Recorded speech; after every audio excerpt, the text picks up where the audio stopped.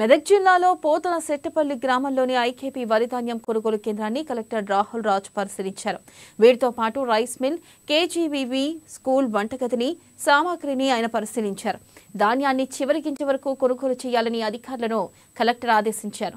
ధాన్యం తరలింపులో మిల్లర్ల అలసత్వాన్ని సహించబోమన్నారు. ఇక ప్రభుత్వ విద్యాలయాల్లోని స్టూడెంట్స్ కు, ఆసుపత్రుల్లోని రోగులకు పౌష్టిక ఆహారాన్ని అందించాలని జిల్లా కలెక్టర్ రాహుల్ రాజ్ అన్నారు.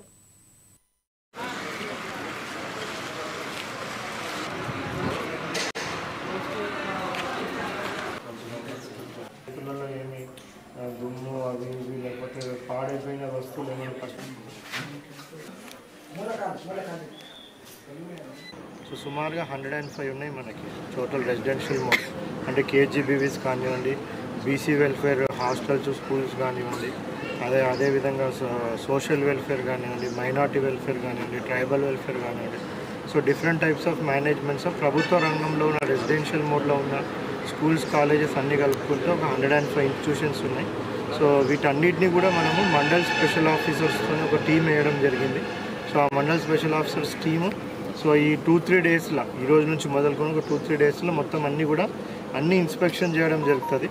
సో ఇన్స్పెక్షన్ చేసి బేసిక్గా ఒక 4 విషయాలు వీళ్ళు ఇన్స్పెక్షన్లో చూడడం జరుగుతుంది. ఒకటి ఏంటంటే స్టోరేజ్. సో స్టోర్ రూమ్స్ అన్నీ ఎట్లా మెయింటైన్ చేస్తున్నారు, పాత స్టాక్ కొత్త స్టాక్ ఎట్లా మెయింటైన్ చేస్తున్నారు, బియ్యం ఏ క్వాలిటీ బియ్యం వస్తుంది, వెజిటేబుల్స్ ఏ క్వాలిటీ వెజిటేబుల్స్ వస్తున్నాయి, ఎగ్స్ ఏ వస్తుంది కదా క్లీన్ చేస్తే ఎందుకు 1 కేజీ ఎక్స్ట్రా, ఎందుకు 1 కేజీ ఎక్స్ట్రా ఎందుకు పెట్టుకోవాలో క్లీన్ చేసినామంటే మంచిగా 40.6 బార్దన్ రావట్లేదు సార్. బార్దన్ చెప్పి ఇబ్బంది 3 డేస్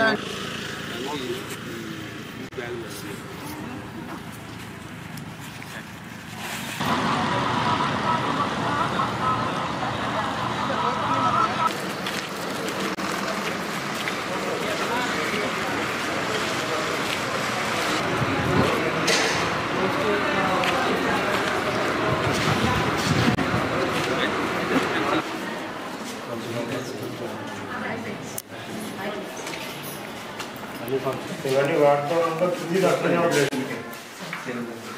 ఇప్పుడు ఇది ఎప్పుడు వచ్చినాయి, మొత్తం స్టాక్ అంటే ఎప్పుడు వచ్చింది? పిల్లల్లో ఏమి దుమ్ము అవి ఇవి లేకపోతే పాడైపోయిన వస్తువులు ఏమైనా పట్టుకొని అదే చేతితో వండించినాం అనుకోండి. సో అప్పుడు మనకి ప్రాబ్లం అవుతుంది. కోతుల బాధకు లోపల పెట్టాల్సి వచ్చింది.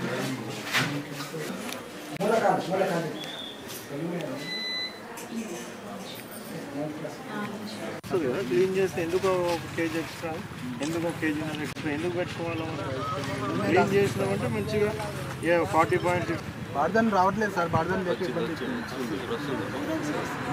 3 డేస్